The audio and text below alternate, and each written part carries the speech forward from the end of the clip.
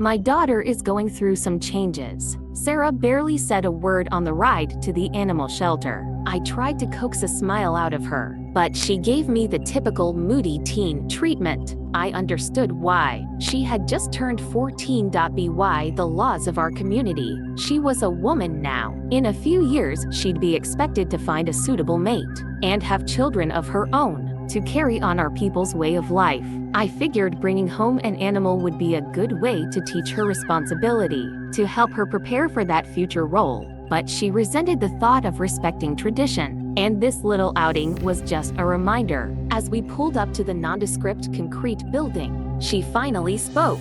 "Do we really have to do this, Dad?" She whined. "Can't you just lecture me?" "Nope," I replied, grinning. She needed something more hands-on. We walked past cages of huddled kittens and overexcited dogs, the scent of piss and floor cleaner stinging our noses, until we finally landed on Murray. Murray was a fat, sleepy-looking orange tabby. The sign on the cage said he was 16 and loved cuddles. He looked like even Sarah could handle him without much trouble. He was perfect. He seemed a bit suspicious as he waddled forward to sniff our hands, but quickly warmed up to Sarah, even though she rolled her eyes. I could tell she liked him too. Sarah seemed a bit happier as we drove home, a cardboard box purring contentedly between her knees. I think I even saw her smile. Later that evening, I found her sitting on her bed, Murray happily snoozing in her lap. All the affectation of teen rebellion was gone, and she looked like she'd been crying.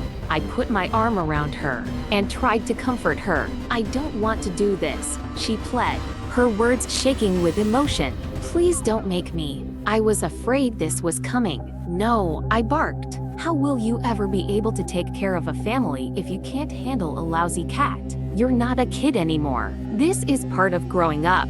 She stroked Murray's fur for a moment, lost in thought. Eventually she nodded, drying her tears. Then came the hard part. I could tell the change was painful for her. "It always is when you're young," Murray frantically hissed from the corner, panicking and confused by what he was seeing. His yowling rose for a moment, then silence. It wasn't clean, but it was progress. I beamed with pride as she lifted her red-streaked muzzle from Murray's throat, her fangs dripping with blood. If it weren't for the neighbors, I'd have howled. Soon, she'd be ready to join me in search of real prey. Hikers go missing all the time around here. Like it or not, she'd have to get used to it. She'd have her own cubs to feed soon enough.